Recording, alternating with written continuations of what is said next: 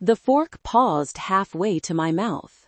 The scent of pumpkin pie and simmering tension hung thick in the air. My mother, Cynthia, set her glass down, the crystal ringing softly against the oak table. She smiled, that perfect, polished smile that never reached her eyes. "Olivia, darling," she said, her voice loud enough for everyone to stop their side conversations. "Your father and I were discussing. We feel it's time you truly invested in this family." I felt my brother Brandon's gaze land on me, sharp and expectant. Cynthia gestured toward him. "Your brother needs $20,000 for his new seed round. I told him you'd be happy to help." I looked at her. I looked at my father, Richard, who was suddenly fascinated by his turkey.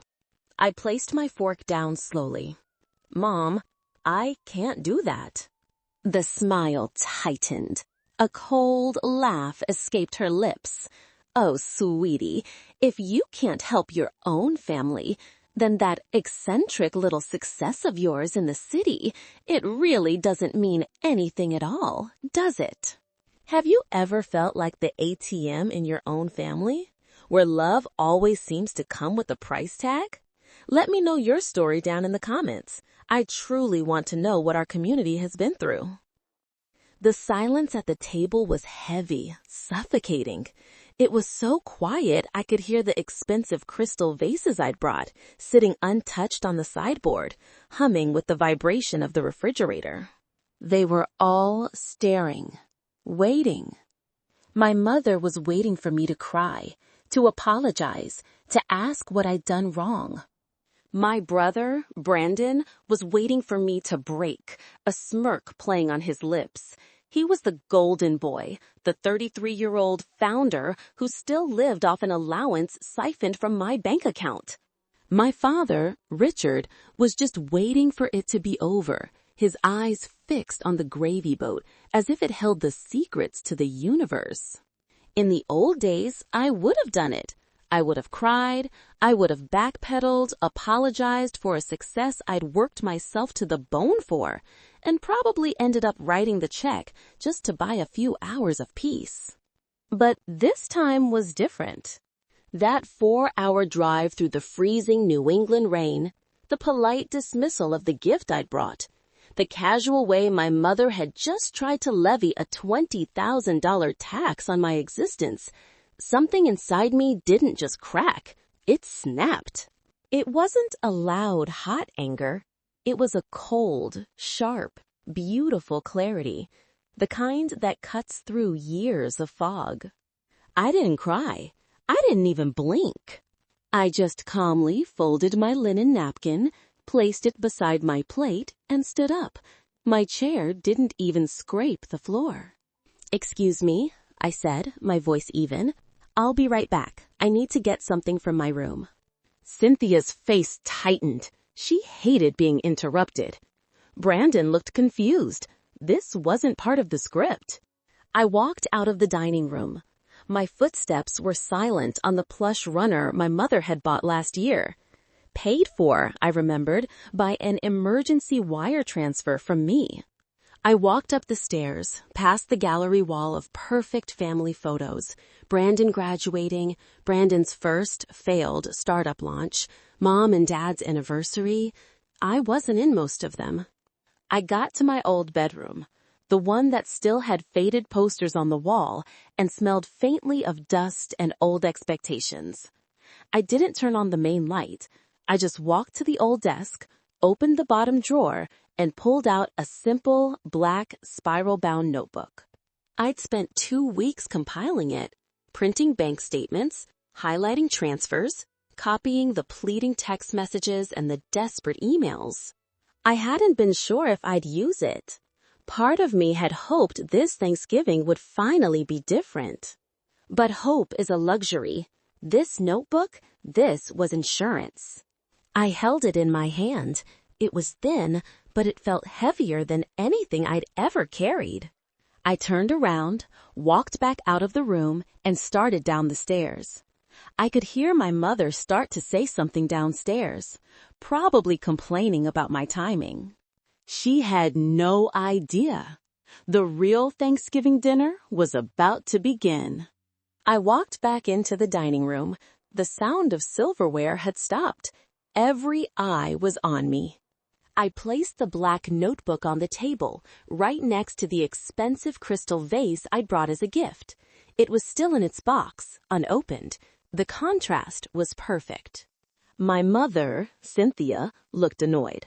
Olivia, we are in the middle of dinner, whatever little drama you're planning. You're right, Mom, I said, my voice cutting through hers, clear and calm. We should talk about investments. I opened the notebook. The first page was a simple spreadsheet, printed, highlighted, and annotated. I call this the Thanksgiving ledger, I said. I looked up and smiled, the same polite, meaningless smile she had given me. Let's review the accounts, shall we? My father, Richard, started to cough. Item 1, I said, my finger tracing the first line. October 10th, just last month. An investment into the Family Security Fund. Amount, $15,000. I looked directly at my father. That was for the overdue property taxes, the final notice, the red one, the one you hid under the mail. Without that payment, this house, this perfect Thanksgiving setting, would have been foreclosed on. Cynthia's face went white. My father's cough turned into a choke. Item 2, I continued, not waiting. July 2nd, an infrastructure investment, $12,500. That was the emergency roof repair after the leak in your bedroom got so bad you couldn't ignore it. After Dad said he'd figure it out, but couldn't get the loan. I paused, looking at them. Brandon still had a confused smirk on his face, like he was waiting for the punchline. He didn't get it. He never got it. For years, I'd wondered why. I'd obsessed over it. How could I, the one with the stable career, the one who paid for everything, be the eccentric failure? While Brandon, this human-shaped black hole of bad ideas and debt, was our family's little genius. And in that moment, staring at his blank face, it all became clinical. It's the classic play for a narcissist. My mother needed two things. She needed a golden child, Brandon, to be the flawless mirror reflecting back her own imagined perfection. He was her proof that she was a successful mother. And she needed a scapegoat. Me, the one to dump all her real failures onto, all her insecurities, all her debts, all her quiet disappointments with her life. He was her imaginary trophy, and I was the very real and very convenient Bill. I'd been the silent investor in their fantasy, and I was about to call in the loan. I turned the page. Now, I said, my voice even colder, let's get to my favorite part. And now, I said, turning the page. The paper made a sharp, clean sound in the silence. My favorite section. The Angel Investor Fund. I looked right at my brother. Brandon's smirk was gone. It had been replaced by a blotchy, uneven red that was climbing up his neck. For Brandon, I read, startup number 1, number 2, and, of course, the spectacular failure of number 3. Total investment, $40,000. Now, wait a minute, Brandon stammered, finally finding his voice. Those were loans. We talked about that. Really? I asked, my voice dangerously sweet. Because I don't see any repayment schedule here, Brandon. I just see a long list of text messages from you begging for cash to make payroll or cover the server costs, followed by, and I tap the paper, absolutely nothing. You, he pointed a finger at me, you always held that over me. No, Brandon, I said, my voice dropping. I never said a word. I paid it.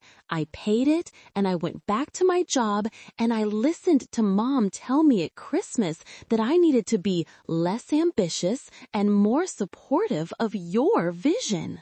My mother finally spoke, her voice shaking with rage. You are twisting this, Olivia. You offered to help him. You had all that extra money from your computer job. It was the least you could do for your brother. The least I could do. And that's the question, isn't it? The one you're probably asking right now. If it was so bad, why did I do it? Why did I pay? Why didn't I just walk away years ago? The answer is as simple as it is humiliating. I was trapped, not by force, but by hope. I was the good child, the responsible one. And in families like mine, the good child is just the one who learns to absorb the most pain without complaining.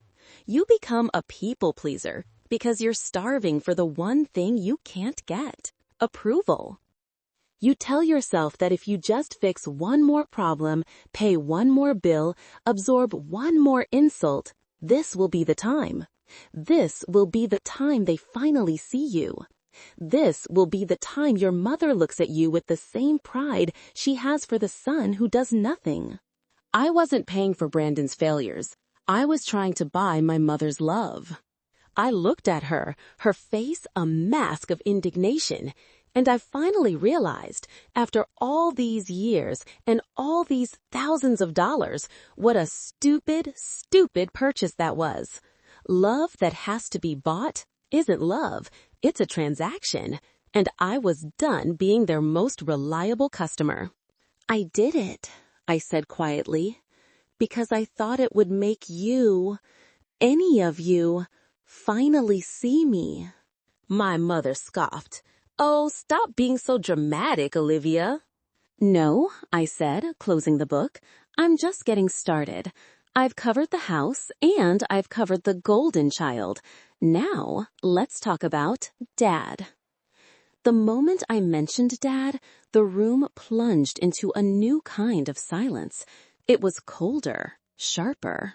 My mother's rage faltered, replaced by a flicker of genuine panic. Brandon just looked confused, as if he couldn't understand why the quiet accountant in the corner even mattered. But my father, Richard, stopped moving entirely. He didn't cough, he didn't look at his plate, he just froze. His hands were flat on the table. What about your father? Cynthia snapped, trying to regain control. Richard has nothing to do with this. Doesn't he? I said. I didn't look at her. I kept my eyes on him.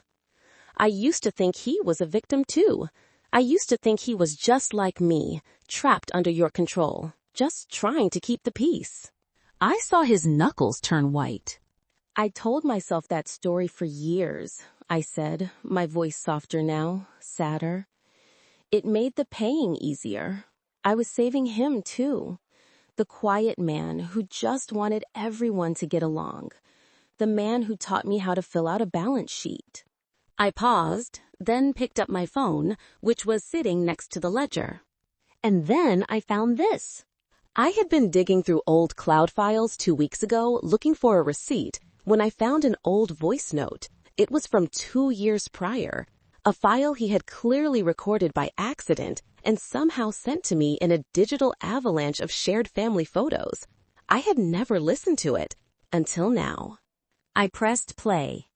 His voice filled the room, not the quiet, mousy voice everyone was used to, but a strained, angry whisper. Cynthia, you can't keep doing this, his voice echoed from the phone. You can't keep draining her like this. She's holding this entire house up. You're destroying her. The silence that followed was absolute. Then, my mother's voice, cold and reptilian, came from the speaker. She owes us, Richard. She owes us for having a life that was easier than ours. The recording ended. I looked up. Brandon's jaw was open. My mother looked like I had physically slapped her. But my father, his face had crumpled. The mask of the peacekeeper was gone, replaced by the naked, ugly truth. He wasn't a victim. He wasn't trapped.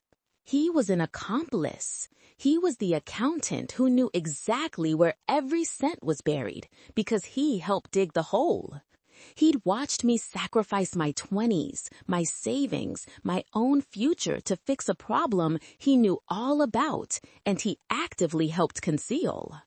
His silence hadn't been peace. It had been complicity. It had been the sound of him counting my money while he let my mother take the blame. And that betrayal, that quiet, calculated betrayal from the one person I thought was on my side, that hurt more than all the narcissistic rage in the world. The silence that followed the voice note was a living thing. It was heavy and toxic, pressing down on the table, extinguishing the warm Thanksgiving glow from the candles. My father was a statue of shame, his face gray. Brandon looked back and forth between Mom and me, his bravado gone, replaced by the confusion of a child who just watched the rules of the universe break. My mother, Cynthia, was the first to move. Her face, which had been pale with shock, flooded with a dark mottled red. Her hands were shaking. But when she spoke, it wasn't the sound of remorse. It was the sound of pure, undiluted rage. "How dare you?" she hissed, her voice low and trembling.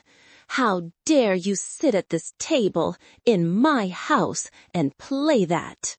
She stood up, her chair scraping violently against the floor.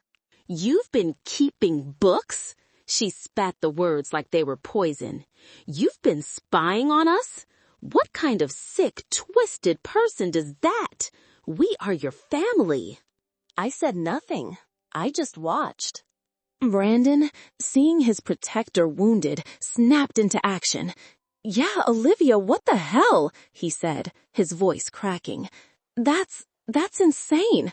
Mom was just kidding about the $20,000.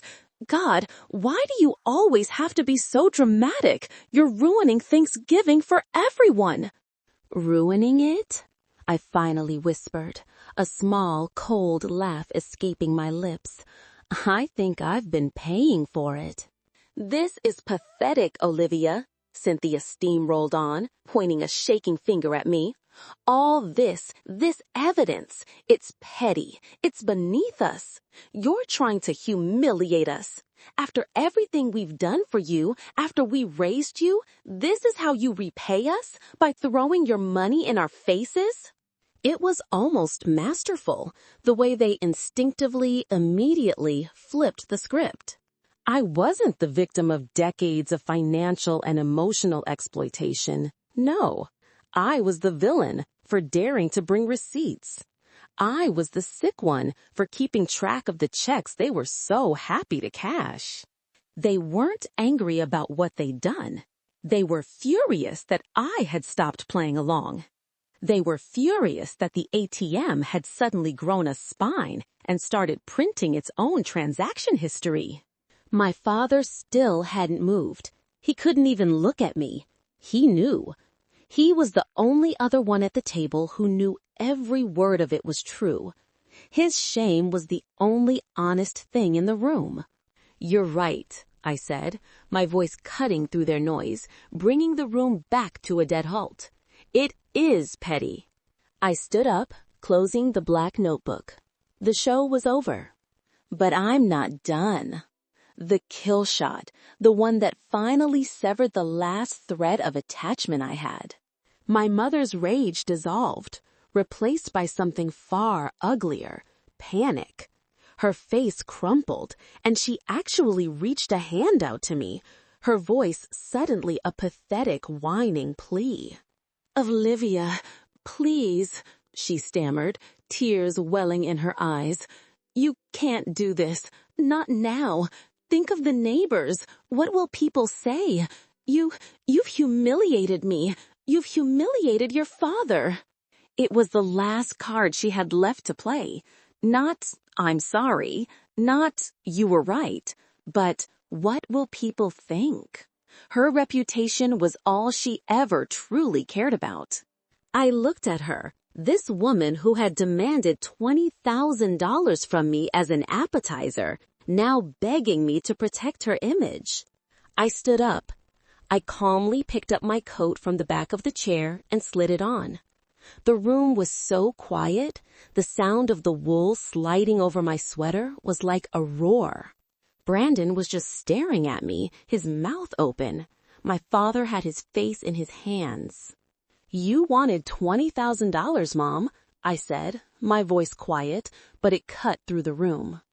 I reached into my coat pocket and pulled out my set of house keys, the ones I'd had since I was 16. I walked to the table and tossed them.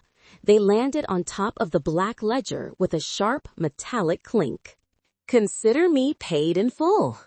I turned, walked down the hallway, past the photos of a family I never really belonged to, and opened the front door. The cold November air hit my face, and it felt like the first clean breath I'd taken in my life. "Thank you for dinner," I said to the empty hallway. I pulled the door shut behind me. The click of the deadbolt locking into place was the most satisfying sound I'd ever heard. The 4-hour drive back to the city was done in complete silence. I didn't turn on the radio. I didn't listen to a podcast. I just listened to the sound of the tires on the wet highway. My phone, resting in the console, lit up like a Christmas tree. "You have ruined this family. You are a selfish, ungrateful child." Another, "I will never forgive you for this." A text from Richard, the coward's plea, "I'm sorry, kiddo. You just don't understand." A long, rambling, misspelled text from Brandon, ending with, "You'll pay for this, Olivia. I mean it." I drove for another hour, just watching the screen flash with their panic, their rage, their entitlement. I finally pulled over at a dark, empty rest stop. I picked up the phone. I opened my contacts. Cynthia, block. Richard, block. Brandon, block. Then I powered the phone off completely. The cab of my car went dark. I was finally completely alone, and I had never felt so peaceful. We're taught that blood is unbreakable, that to walk away from family, no matter how toxic, is the cruelest sin you can commit. But that's a lie. It's a lie told by the abusers to keep the victims in place. Sometimes cutting a tie, even a blood tie, isn't an act of war. It's the final, necessary, agonizing act of self-preservation. It's not that you stopped loving them. It's that you finally started loving yourself. 1 year later. It's Thanksgiving. My apartment is warm. There's jazz playing softly, and the air smells like roasted garlic and cinnamon. The table is overflowing, and around it are my friends, my chosen family. We're laughing loudly with no tension. No one is walking on eggshells. No one is keeping score. My friend Sarah raises a glass. "To Olivia," she says, "for hosting and for finally buying that ridiculously expensive couch she deserves." We all cheer. I look around at the faces of people who love me, not for what I can give them, but for who I am. If you've ever been the Olivia in your own story, if you're the one holding it all together while being blamed for the cracks, I need you to hear this. Your peace is not for sale. You do not have to set yourself on fire to keep others warm. You have the right to write your own ledger, and you have the right to close the book. Thank you for listening, truly. If this story touched you, I'd love for you to like, subscribe, or share your thoughts in the comments. We're building a community for those of us who had to find our own happy endings, and I'm so glad you're here.